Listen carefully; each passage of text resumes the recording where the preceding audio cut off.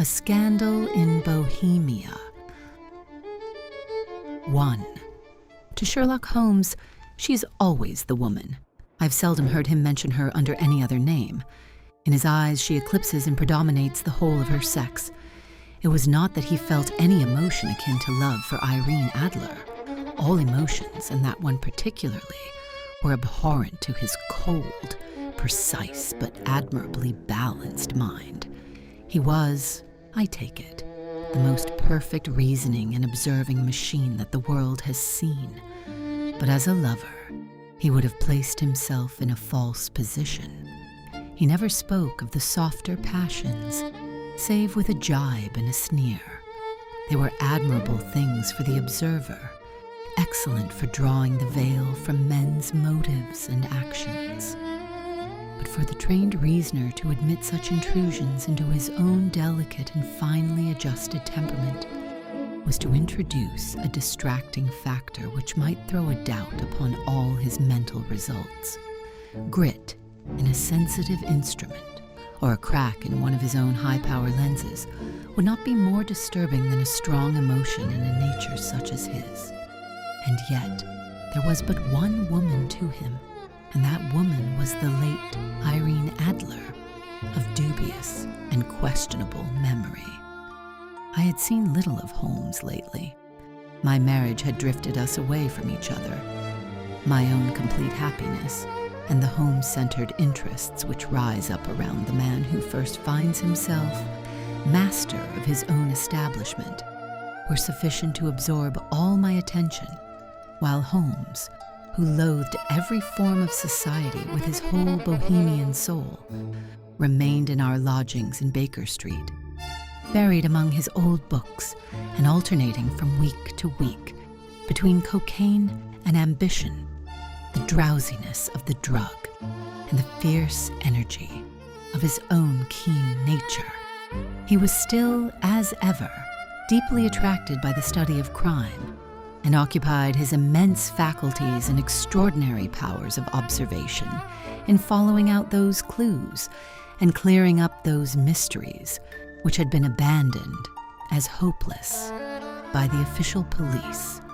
From time to time I heard some vague account of his doings, of his summons to Odessa in the case of the Trepoff murder, of his clearing up of the singular tragedy of the Atkinson brothers at Trincomalee, and finally of the mission which he had accomplished so delicately and successfully for the reigning family of Holland.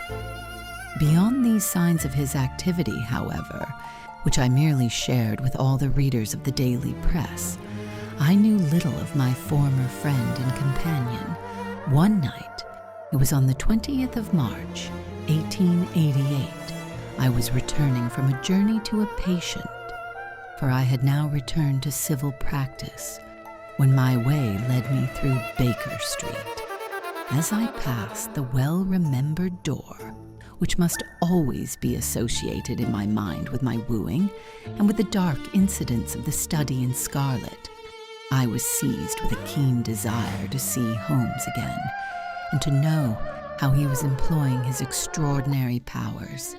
His rooms were brilliantly lit, and even as I looked up, I saw his tall, spare figure pass twice in a dark silhouette against the blind.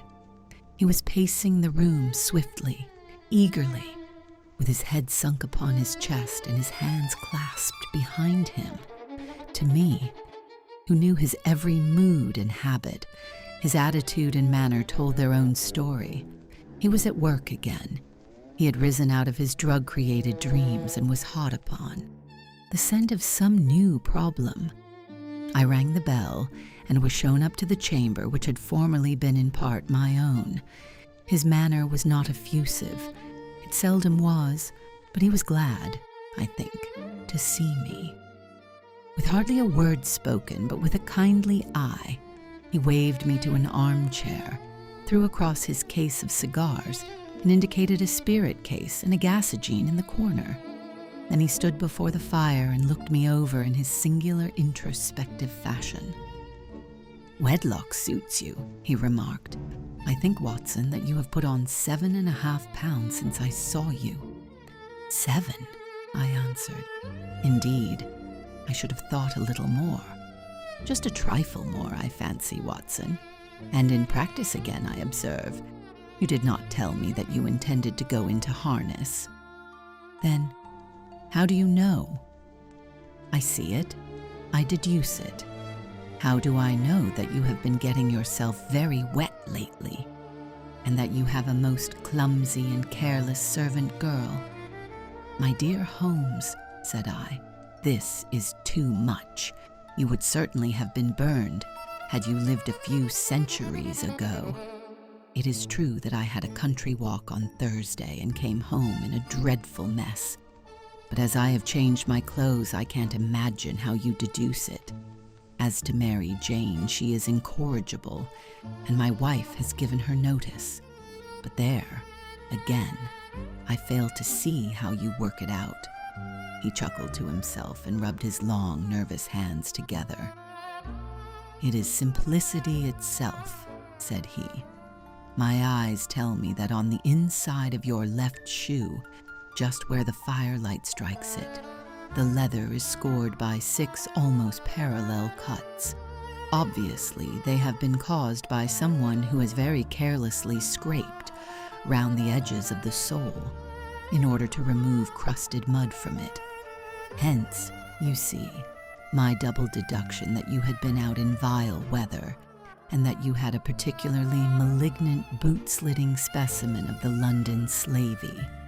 As to your practice, if a gentleman walks into my room smelling of iodoform, with a black mark of nitrate of silver upon his right forefinger, and a bulge on the right side of his top hat to show where he has secreted his stethoscope, I must be dull, indeed, if I do not pronounce him to be an active member of the medical profession. I could not help laughing at the ease with which he explained his process of deduction. When I hear you give your reasons, I remarked, the thing always appears to me to be so ridiculously simple that I could easily do it myself, though at each successive instance of your reasoning I am baffled until you explain your process. And yet I believe that my eyes are as good as yours. Quite so, he answered, lighting a cigarette and throwing himself down into an armchair. You see, but you do not observe. The distinction is clear. For example, you have frequently seen the steps which lead up from the hall to this room. Frequently. How often? Well, some hundreds of times. Then how many are there? How many? I don't know. Quite so, you have not observed, and yet you have seen. That is just my point. Now, I know that there are 17 steps, because I have both seen and observed. By the way, since you are interested in these little problems, and since you are good enough to chronicle 1 or 2 of my trifling experiences, you may be interested in this. He threw over a sheet of thick, pink-tinted notepaper which had been lying open upon the table. It came by the last post, said he. Read it aloud. The note was undated, and without either signature or address. There will call upon you tonight at 7:45, it said. A gentleman who desires to consult you upon a matter of the very deepest moment. Your recent services to one of the royal houses of Europe have shown that you are one who may safely be trusted with matters which are of an importance which can hardly be exaggerated. This account of you we have from all quarters received. Be in your chamber then at that hour, and do not take it amiss if your visitor wear a mask. This is indeed a mystery, I remarked. What do you imagine that it means? I have no data yet. It is a capital mistake to theorize before one has data. Insensibly, one begins to twist facts to suit theories, instead of theories to suit facts. But the note itself, what do you deduce from it? I carefully examined the writing and the paper upon which it was written. The man who wrote it was presumably well-to-do, I remarked, endeavoring to imitate my companions. processes. Such paper could not be bought under half a crown a packet. It is peculiarly strong and stiff."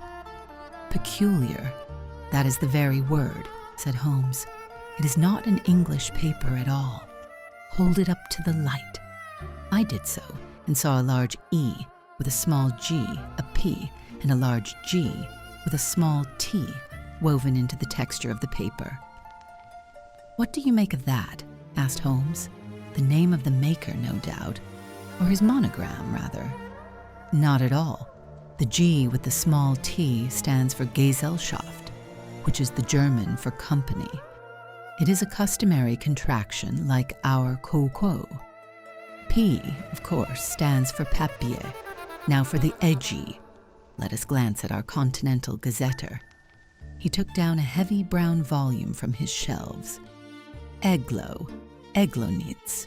Here we are, Egria.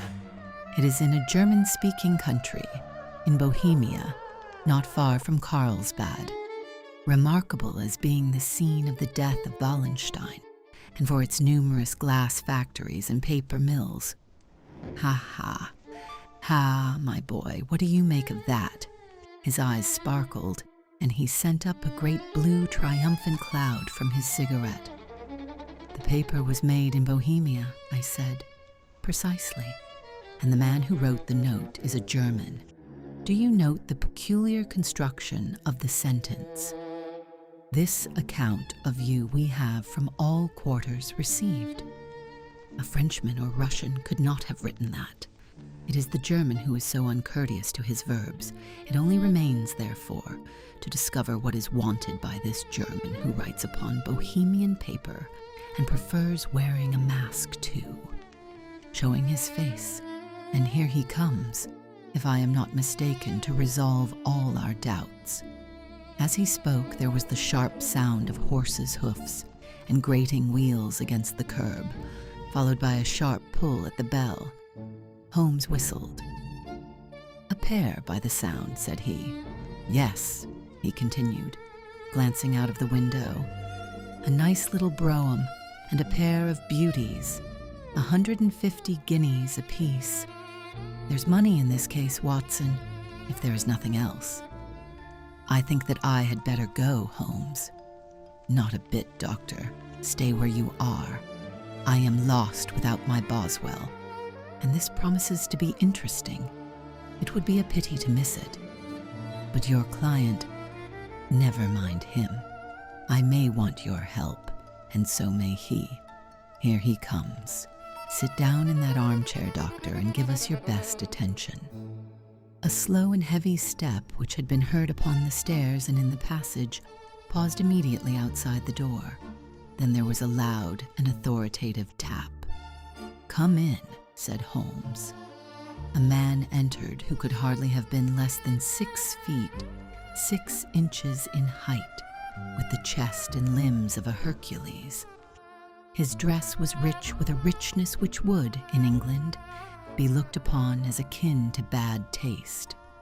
Heavy bands of astrakhan were slashed across the sleeves and fronts of his double-breasted coat, while the deep blue cloak which was thrown over his shoulders was lined with flame-colored silk and secured at the neck with a brooch, which consisted of a single flaming beryl. Boots which extended halfway up his calves and which were trimmed at the tops with rich brown fur, completed the impression of barbaric opulence which was suggested by his whole appearance. He carried a broad-brimmed hat in his hand, while he wore across the upper part of his face, extending down past the cheekbones, a black vizard mask, which he had apparently adjusted that very moment, for his hand was still raised to it as he entered. From the lower part of the face he appeared to be a man of strong character, with a thick hanging lip and a long straight chin suggestive of resolution pushed to the length of obstinacy. "You had my note?" he asked with a deep, harsh voice and a strongly marked German accent. "I told you that I would call." He looked from one to the other of us, as if uncertain which to address. "Pray take a seat," said Holmes. "This is my friend and colleague, Dr. Watson, who is occasionally good enough to help me in my cases. Whom have I the honor to address?" "You may address me as the Count von Kram, a Bohemian nobleman. I understand that this gentleman, your friend, is a man of honor and discretion, whom I may trust with a matter of the most extreme importance. If not, I should much prefer to communicate with you alone." I rose to go, but Holmes caught me by the wrist and pushed me back into my chair. "It is both or none," said he. "You may say before this gentleman anything which you may say to me." The Count shrugged his broad shoulders. "Then I must begin," said he, "by binding you both to absolute secrecy for 2 years. At the end of that time, the matter will be of no importance. At present, it is not too much to say that it is. Of such weight, it may have an influence upon European history." "I promise," said Holmes. "And I." "You will excuse this mask," continued our strange visitor. "The august person who employs me wishes his agent to be unknown to you, and I may confess at once that the title by which I have just called myself is not exactly my own." "I was aware of it," said Holmes dryly. "The circumstances are of great delicacy, and every precaution has to be taken to quench what might grow to be an immense scandal and seriously compromise one of the reigning families of Europe. To speak plainly, the matter implicates the great house of Ormstein, hereditary kings of Bohemia." "I was also aware of that, murmured Holmes, settling himself down in his armchair and closing his eyes. Our visitor glanced with some apparent surprise at the languid, lounging figure of the man who had been no doubt depicted to him as the most incisive reasoner and most energetic agent in Europe. Holmes slowly reopened his eyes and looked impatiently at his gigantic client. "If your Majesty would condescend to state your case," he remarked, "I should be better able to advise you." The man sprang from his chair and paced up and down the room in uncontrollable agitation. Then, with a gesture of desperation, he tore the mask from his face and hurled it upon the ground. "You are right," he cried. "I am the king. Why should I attempt to conceal it?" "Why, indeed," murmured Holmes. "Your Majesty had not spoken before I was aware that I was addressing Wilhelm Gottsreich Sigismund von Ormstein, Grand Duke of Kassel-Felstein, and hereditary King of Bohemia." "But you can understand," said our strange visitor, sitting down once more and passing his hand over his high white forehead. "You can understand that I am not accustomed to doing such business in my own person. Yet the matter was so delicate that I could not confide it to an agent without putting myself in his power. I have come incognito from Prague for the purpose of consulting you." "Then pray consult," said Holmes, shutting his eyes once more. "The facts are briefly these. Some 5 years ago, during a lengthy visit to Warsaw, I made the acquaintance of the well-known adventuress, Irene Adler. The name is no doubt familiar to you." "Kindly look her up in my index, Doctor," murmured Holmes, without opening his eyes. For many years he had adopted a system of docketing all paragraphs concerning men and things, so that it was difficult to name a subject or a person on which he could not at once furnish information.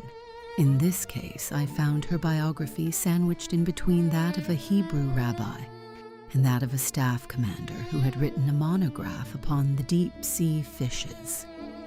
"Let me see," said Holmes. Born in New Jersey in the year 1858. Contralto. La Scala. Prima donna Imperial Opera of Warsaw. Yes, retired from operatic stage. Living in London. Quite so. Your Majesty, as I understand, became entangled with this young person wrote her some compromising letters, and is now desirous of getting those letters back. Precisely so. But how? Was there a secret marriage? None. No legal papers or certificates? None. Then I fail to follow your majesty. If this young person should produce her letters for blackmailing or other purposes, how is she to prove their authenticity? There is the writing. Pooh, forgery. My private notepaper. Stolen. My own seal. Imitated. My photograph. Bought. We were both in the photograph. Oh dear, that is very bad. Your Majesty has indeed committed an indiscretion. I was mad. Insane. You have compromised yourself seriously. I was only crown prince then. I was young. I am but 30 now. It must be recovered. We have tried and failed.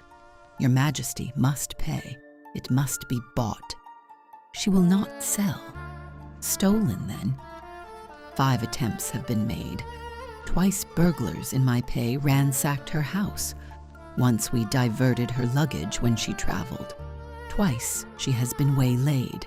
There has been no result. No sign of it? Absolutely none. Holmes laughed. It is quite a pretty little problem, said he. But a very serious one to me, returned the king reproachfully. Very indeed. And what does she propose to do with the photograph? To ruin me. But how? I am about to be married. So I have heard. To Clotilde Lothman von Saxe-Meiningen, second daughter of the King of Scandinavia. You may know the strict principles of her family. She is herself the very soul of delicacy. A shadow of a doubt as to my conduct would bring the matter to an end. And Irene Adler threatens to send them the photograph, and she will do it. I know that she will do it. You do not know her, but she has a soul of steel. She has the face of the most beautiful of women, and the mind of the most resolute of men. Rather than I should marry another woman, there are no lengths to which she would not go. None. You are sure that she has not sent it yet? I am sure. And why? Because she has said that she would send it on the day when the betrothal was publicly proclaimed. That will be next Monday. Oh, then we have 3 days yet, said Holmes with a yawn. That is very fortunate, as I have 1 or 2 matters of importance to look into just at present. Your Majesty will, of course, stay in London for the present. Certainly. You will find me at the Langham under the name of the Count von Kram. Then I shall drop you a line to let you know how we progress. Pray do so. I shall be all anxiety. Then, as to money, you have carte blanche. Absolutely. I tell you that I would give one of the provinces of my kingdom to have that photograph, and for present expenses. The king took a heavy chamois leather bag from under his cloak and laid it on the table. There are 300 pounds in gold and 700 in notes, he said. Holmes scribbled a receipt upon a sheet of his notebook and handed it to him. And Mademoiselle's address? He asked. Is Bryony Lodge, Serpentine Avenue, St. John's Wood? Holmes took a note of it. One other question, said he. Was the photograph a cabinet? It was. Then good night, Your Majesty, and I trust that we shall soon have some good news for you. And good night, Watson, he added, as the wheels of the royal brougham rolled down the street. If you will be good enough to call tomorrow afternoon at 3 o'clock, I should like to chat this little matter over with you. 2. At 3 o'clock precisely, I was at Baker Street, but Holmes had not yet returned. The landlady informed me that he had left the house shortly after 8 o'clock in the morning. I sat down beside the fire, however, with the intention of awaiting him, however long he might be.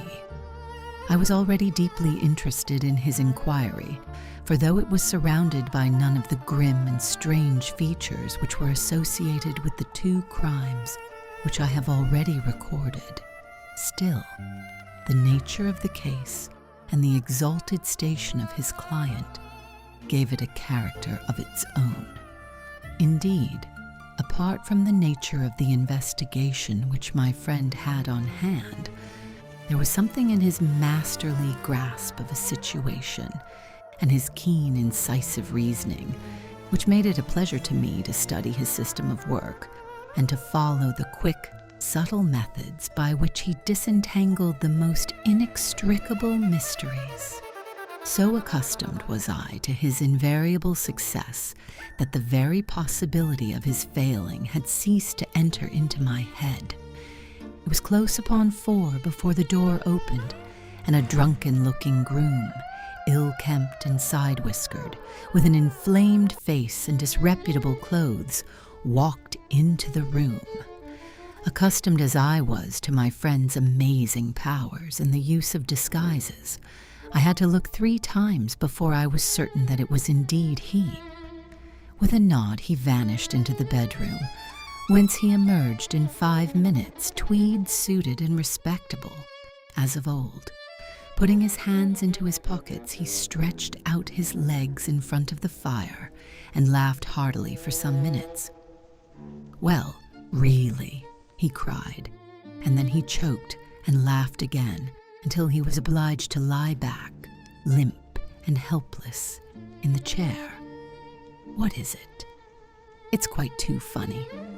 I am sure you could never guess how I employed my morning, or what I ended by doing. I can imagine. I suppose that you have been watching the habits, and perhaps the house, of Miss Irene Adler. Quite so, but the sequel was rather unusual. I will tell you, however. I left the house a little after 8 o'clock this morning in the character of a groom out of work. There is a wonderful sympathy and freemasonry among horsey men. Be one of them, and you will know all that there is to know. I soon found Bryony Lodge. It is a bijou villa, with a garden at the back, but built out in front right up to the road, 2 stories. Chubb locked to the door. Large sitting room on the right side, well furnished, with long windows almost to the floor, and those preposterous English window fasteners which a child could open. Behind there was nothing remarkable, save that the passage window could be reached from the top of the coach house. I walked round it and examined it closely from every point of view, but without noting anything else of interest. I then lounged down the street and found, as I expected, that there was a mews in a lane, which runs down by one wall of the garden. I lent the ostlers a hand in rubbing down their horses, and received in exchange 2d, a glass of half and half, 2 fills of shag tobacco, and as much information as I could desire about Miss Adler, to say nothing of half a dozen other people in the neighborhood in whom I was not in the least interested, but whose biographies I was compelled to listen to. "And what of Irene Adler?" I asked. "Oh, she has turned all the men's heads down in that part. She is the daintiest thing under a bonnet on this planet, so say the Serpentine Muse to a man. She lives quietly, sings at concerts, drives out at 5 every day, and returns at 7 sharp for dinner. Seldom goes out at other times, except when she sings. Has only one male visitor, but a good deal of him. He is dark, handsome, and dashing, never calls less than once a day, and often twice. He is a Mr. Godfrey Norton, of the Inner Temple. See the advantages of a cabman as a confidant. They had driven him home a dozen times from Serpentine Mews, and knew all about him. When I had listened to all they had to tell, I began to walk up and down near Bryony Lodge once more, and to think over my plan of campaign. This Godfrey Norton was evidently an important factor in the matter. He was a lawyer, That sounded ominous. What was the relation between them, and what the object of his repeated visits? Was she his client, his friend, or his mistress? If the former, she had probably transferred the photograph to his keeping. If the latter, it was less likely. On the issue of this question depended whether I should continue my work at Bryony Lodge or turn my attention to the gentleman's chambers in the temple. It was a delicate point, and it widened the field of my inquiry. I fear that I bore you with these details, but I have to let you see my little difficulties if you are to understand the situation. I am following you closely, I answered. I was still balancing the matter in my mind when a hansom cab drove up to Bryony Lodge, and a gentleman sprang out. He was a remarkably handsome man, dark, aquiline, and mustached, evidently the man of whom I had heard. He appeared to be in a great hurry, shouted to the cabman to wait, and brushed past the maid who opened the door with the air of a man who was thoroughly at home. He was in the house about half an hour, and I could catch glimpses of him in the windows of the sitting room, pacing up and down, talking excitedly, and waving his arms. Of her I could see nothing. Presently he emerged, looking even more flurried than before. As he stepped up to the cab, he pulled a gold watch from his pocket and looked at it earnestly. "Drive like the devil," he shouted. "First to Gross and Hankey's in Regent Street, and then to the Church of St. Monica in the Edgware Road. Half a guinea if you do it in 20 minutes. Away they went, and I was just wondering whether I should not do well to follow them, when up the lane came a neat little landau, the coachman with his coat only half buttoned, and his tie under his ear, while all the tags of his harness were sticking out of the buckles. It hadn't pulled up before she shot out of the hall door and into it. I only caught a glimpse of her at the moment, but she was a lovely woman, with a face that a man might die for. "The Church of St. Monica, John," she cried, "and half a sovereign if you reach it in 20 minutes. This was quite too good to lose, Watson. I was just balancing whether I should run for it, or whether I should perch behind her landau when a cab came through the street. The driver looked twice at such a shabby fare, but I jumped in before he could object. 'The Church of St. Monica,' said I, 'and half a sovereign if you reach it in 20 minutes. It was 25 minutes to 12, and of course it was clear enough what was in the wind. My cabby drove fast. I don't think I ever drove faster, but the others were there before us. The cab and the landau with their steaming horses were in front of the door when I arrived. I paid the man and hurried into the church. There was not a soul there save the two whom I had followed, and a surpliced clergyman, who seemed to be expostulating with them. They were all three standing in a knot in front of the altar. I lounged up the side aisle like any other idler who has dropped into a church. Suddenly, to my surprise, the three at the altar faced round to me, and Godfrey Norton came running as hard as he could towards me. "Thank God," he cried. "You'll do. Come, come." "What then?" I asked. "Come, man, come. Only 3 minutes, or it won't be legal." I was half dragged up to the altar, and before I knew where I was, I found myself mumbling responses which were whispered in my ear, and vouching for things of which I knew nothing, and generally assisting in the secure tying up of Irene Adler, spinster, to Godfrey Norton, bachelor. It was all done in an instant, and there was the gentleman thanking me on the one side and the lady on the other, while the clergyman beamed on me in front. It was the most preposterous position in which I ever found myself in my life, and it was the thought of it that started me laughing just now. It seems that there had been some informality about their license, that the clergyman absolutely refused to marry them without a witness of some sort, and that my lucky appearance saved the bridegroom from having to sally out into the streets in search of a best man. The bride gave me a sovereign, and I mean to wear it on my watch chain in memory of the occasion. This is a very unexpected turn of affairs, said I. And what then? Well, I found my plans very seriously menaced. It looked as if the pair might take an immediate departure, and so necessitate very prompt and energetic measures on my part. At the church door, however, they separated, he driving back to the temple, and she to her own house. "I shall drive out in the park at 5 as usual," she said as she left him. I heard no more. They drove away in different directions, and I went off to make my own arrangements. "Which are?" "Some cold beef and a glass of beer," he answered, ringing the bell. "I have been too busy to think of food, and I am likely to be busier still this evening. By the way, Doctor, I shall want your cooperation." "I shall be delighted." "You don't mind breaking the law?" "Not in the least." "Nor running a chance of arrest?" "Not in a good cause." "Oh, the cause is excellent." "Then I am your man." "I was sure that I might rely on you." "But what is it you wish?"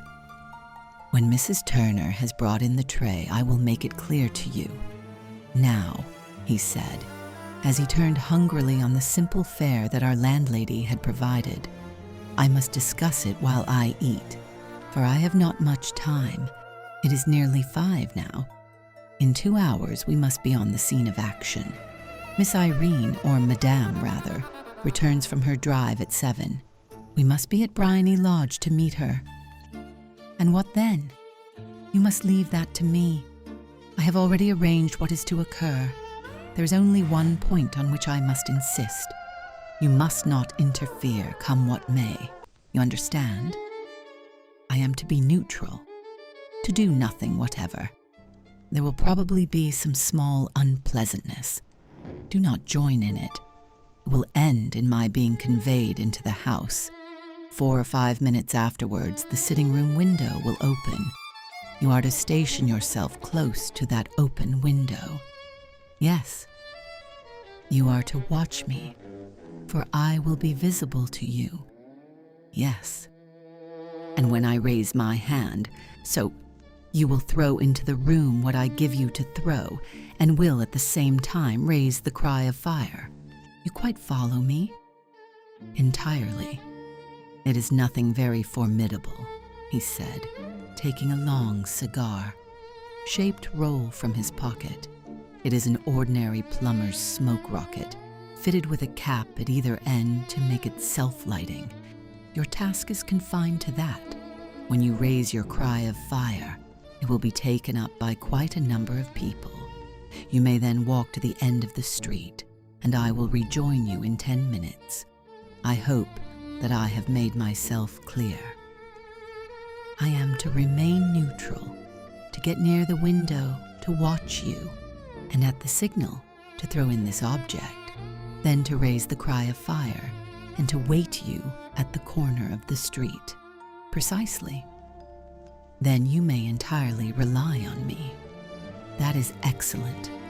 I think perhaps it is almost time that I prepare for the new role I have to play."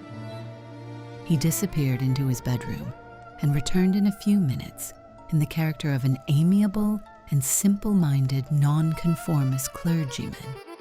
His broad black hat, his baggy trousers, his white tie, his sympathetic smile, and general look of peering and benevolent curiosity were such as Mr. John Hare alone could have equaled. It was not merely that Holmes changed his costume. His expression, his manner, his very soul seemed to vary with every fresh part that he assumed.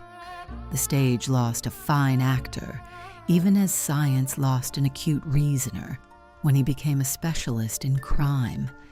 It was 6:15 when we left Baker Street, and it still wanted 10 minutes to the hour when we found ourselves in Serpentine Avenue. It was already dusk, and the lamps were just being lighted as we paced up and down in front of Bryony Lodge, waiting for the coming of its occupant. The house was just such as I had pictured it from Sherlock Holmes's succinct description, but the locality appeared to be less private than I expected. On the contrary, for a small street in a quiet neighborhood, it was remarkably animated. There was a group of shabbily dressed men smoking and laughing in a corner, a scissors grinder with his wheel, 2 guardsmen who were flirting with a nurse girl, and several well-dressed young men who were lounging up and down with cigars in their mouths. "You see," remarked Holmes, as we paced to and fro in front of the house, "this marriage rather simplifies matters. The photograph becomes a double-edged weapon now. The chances are that she would be as averse to its being seen by Mr. Godfrey Norton as our client is to its coming to the eyes of his princess. Now the question is, where are we to find the photograph? Where indeed? It is most unlikely that she carries it about with her. It is cabinet size, too large for easy concealment about a woman's dress. She knows that the king is capable of having her waylaid and searched. 2 attempts of the sort have already been made. We may take it, then, that she does not carry it about with her. Where, then? Her banker or her lawyer? There is that double possibility, but I am inclined to think neither. Women are naturally secretive, and they like to do their own secreting. Why should she hand it over to anyone else? She could trust her own guardianship, but she could not tell what indirect or political influence might be brought to bear upon a businessman. Besides, remember that she had resolved to use it within a few days. It must be where she can lay her hands upon it. It must be in her own house. But it has twice been burgled. Pshaw, they did not know how to look. But how will you look? I will not look. What then? I will get her to show me. But she will refuse. She will not be able to. But I hear the rumble of wheels. It is her carriage. Now carry out my orders to the letter." As he spoke, the gleam of the sidelights of a carriage came round the curve of the avenue. It was a smart little landau, which rattled up to the door of Bryony Lodge. As it pulled up, one of the loafing men at the corner dashed forward to open the door in the hope of earning a copper, but was elbowed away by another loafer who had rushed up with the same intention. A fierce quarrel broke out, which was increased by the 2 guardsmen who took sides with one of the loungers and by the scissors grinder, who was equally hot upon the other side. A blow was struck, and in an instant the lady who had stepped from her carriage was the center of a little knot of flushed and struggling men who struck savagely at each other with their fists and sticks. Holmes dashed into the crowd to protect the lady, but just as he reached her, he gave a cry and dropped to the ground, with the blood running freely down his face. At his fall, the guardsmen took to their heels in one direction, and the loungers in the other, while a number of better-dressed people, who had watched the scuffle without taking part in it, crowded in to help the lady and to attend to the injured man. Irene Adler, as I will still call her, had hurried up the steps, but she stood at the top with her superb figure outlined against the lights of the hall, looking back into the street. "Is the poor gentleman much hurt?" she asked. "He is dead," cried several voices. No, there's life in him," shouted another, "but he'll be gone before you can get him to hospital." "He's a brave fellow," said a woman. "They would have had the lady's purse and watch if it hadn't been for him. They were a gang, and a rough one, too. Ah, he's breathing now. He can't lie in the street. May we bring him in, marm?" "Surely. Bring him into the sitting room." There is a comfortable sofa. This way, please." Slowly and solemnly, he was borne into Bryony Lodge and laid out in the principal room, while I still observed the proceedings from my post by the window. The lamps had been lit, but the blinds had not been drawn, so that I could see Holmes as he lay upon the couch. I do not know whether he was seized with compunction at that moment for the part he was playing, but I know that I never felt more heartily ashamed of myself in my life than when I saw the beautiful creature against whom I was conspiring, or the grace and kindliness with which she waited upon the injured man. And yet, it would be the blackest treachery, too. Holmes to draw back now from the part which he had entrusted to me. I hardened my heart and took the smoke rocket from under my ulster. After all, I thought, we are not injuring her. We are but preventing her from injuring another. Holmes had sat up upon the couch, and I saw him motion like a man who is in need of air. A maid rushed across and threw open the window. At the same instant, I saw him raise his hand, and at the signal, I tossed my rocket into the room with a cry of "Fire!" The word was no sooner out of my mouth than the whole crowd of spectators, well-dressed and ill, gentlemen, ostlers, and servant maids, joined in a general shriek of "Fire!" Thick clouds of smoke curled through the room and out at the open window. I caught a glimpse of rushing figures, and a moment later the voice of Holmes from within assuring them that it was a false alarm. Slipping through the shouting crowd, I made my way to the corner of the street, and in 10 minutes was rejoiced to find my friend's arm in mine, and to get away from the scene of uproar. He walked swiftly and in silence for some few minutes, until we had turned down one of the quiet streets which lead towards the Edgware Road. "You did it very nicely, Doctor," he remarked. "Nothing could have been better. It is all right. You have the photograph? I know where it is." "And how did you find out?" "She showed me, as I told you she would. I am still in the dark." "I do not wish to make a mystery," said he, laughing. "The matter was perfectly simple. You, of course, saw that everyone in the street was an accomplice. They were all engaged for the evening. I guessed as much. Then, when the row broke out, I had a little moist red paint in the palm of my hand. I rushed forward, fell down, clapped my hand to my face, and became a piteous spectacle. It is an old trick. That also I could fathom. Then they carried me in. She was bound to have me in. What else could she do? And into her sitting room, which was the very room which I suspected. It lay between that and her bedroom, and I was determined to see which. They laid me on a couch. I motioned for air. They were compelled to open the window, and you had your chance. How did that help you? It was all important. When a woman thinks that her house is on fire, her instinct is at once to rush to the thing which she values most. It is a perfectly overpowering impulse, and I have more than once taken advantage of it. In the case of the Darlington substitution scandal, it was of use to me, and also in the Arnsworth Castle business. A married woman grabs at her baby. An unmarried one reaches for her jewel box. Now it was clear to me that Our Lady of today had nothing in the house more precious to her than what we are in quest of. She would rush to secure it.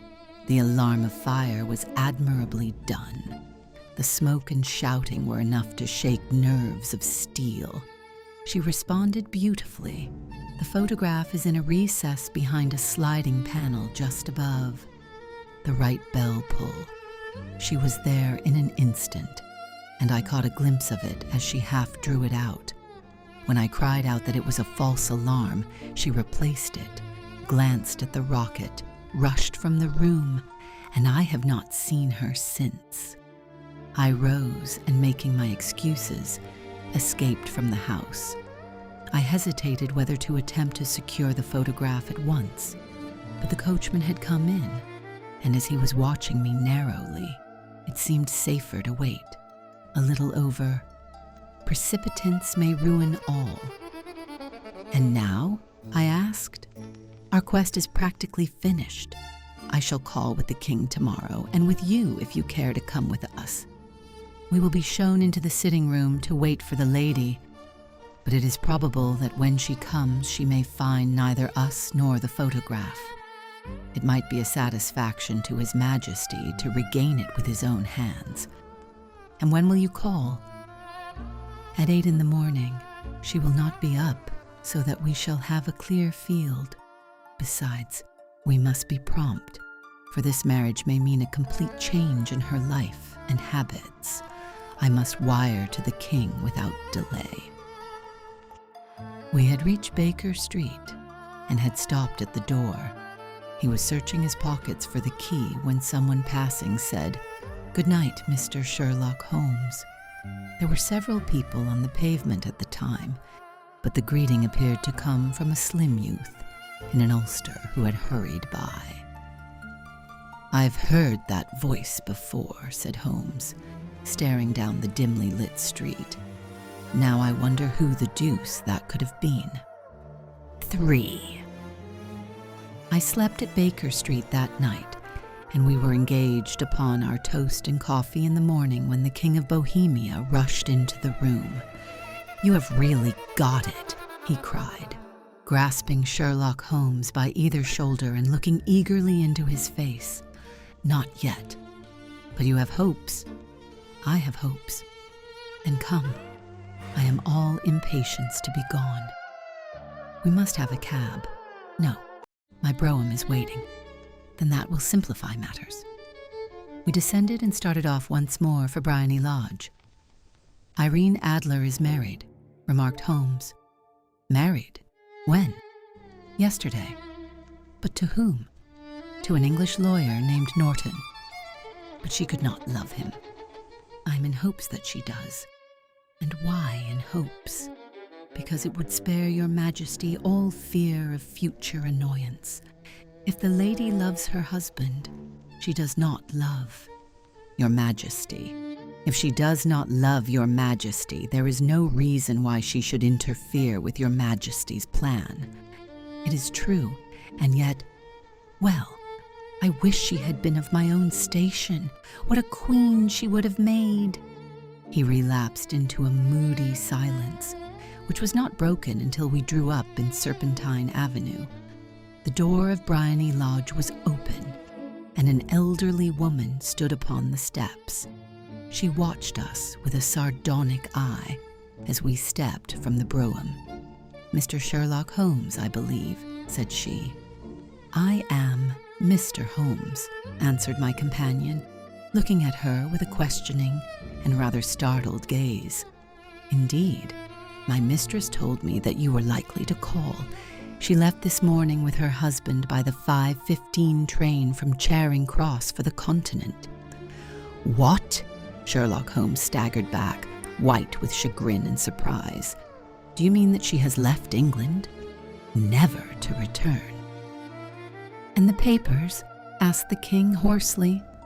"All is lost." "We shall see." He pushed past the servant and rushed into the drawing room, followed by the king and myself.